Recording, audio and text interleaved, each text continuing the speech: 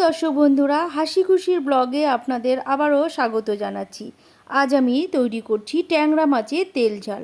এই রান্নাটি আমার মায়ের কাছ থেকে শেখা। আজ আমি আপনাদের সেই রান্নাটি করে দেখাচ্ছি। প্রথমে ট্যাংরা মাছটিকে ভালো করে কেটে ধুয়ে নুন আর হলুদ মাখিয়ে রাখবো। মাছগুলোকে নুন আর হলুদ মাখিয়ে 10 থেকে 15 মিনিট রেখে দেব।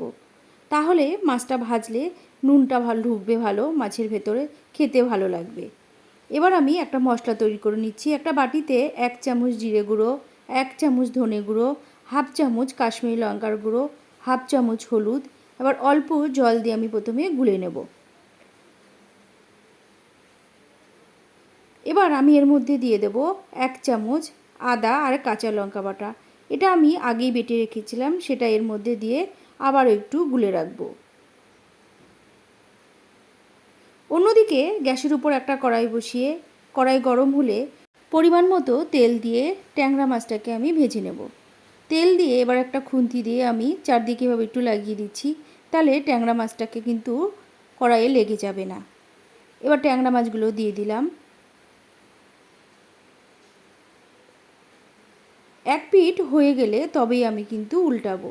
মোটামুটি 2 মিনিট পর আমি উল্টে দেব মাছটাকে।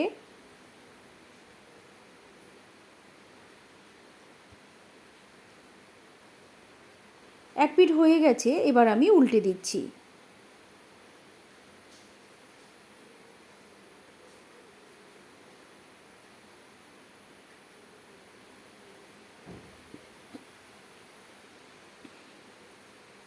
আবার একটু উল্টে দিচ্ছি। এইভাবেই নেড়ে চড়ে আমি একদম কড়া করে মাছটাকে ভেজে নেব। ট্যাংরা মাছের তেল ঝালে কিন্তু ট্যাংরা মাছটাকে ভালো করে ভাজতে হবে। ভাজা হয়ে গেছে, এবার আমি তুলে নেব। এই তেলের মধ্যেই আমি ফোড়ন দিয়ে দেব 2 শুকনো লঙ্কা, 2 তেজপাতা, হাফ চামচ গোটা জিরে। ফোড়ন থেকে সুন্দর একটা গন্ধ আসলে এর মধ্যে দিয়ে দিচ্ছি গুলে রাখা মশলাটা। এবার মশলাটা আমি 2 থেকে 3 মিনিট ধরে কষাবো। তারপরে দেব একটা বড় সাইজের টমেটো। এবার দিয়ে দেব অল্প নুন।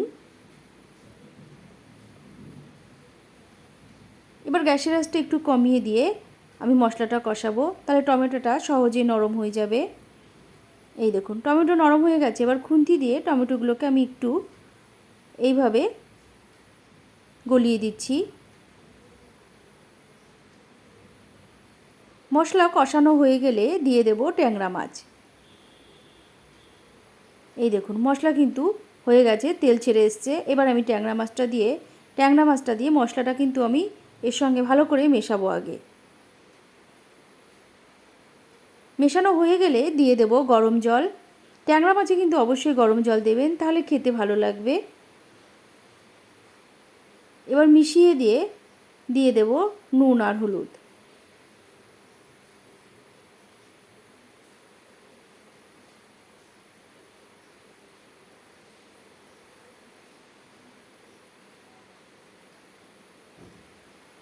এবার আমি ফুটতে দেব। আমি এই সময় কিন্তু ঢাকা দেব না।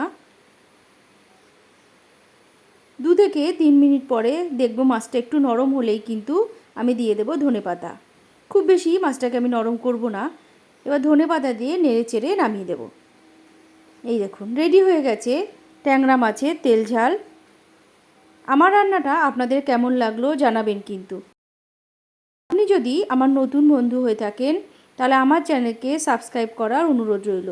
তাহলে বন্ধুরা আজকে আসছি, অন্য দিন আসবো নতুন কোনো রান্না নিয়ে।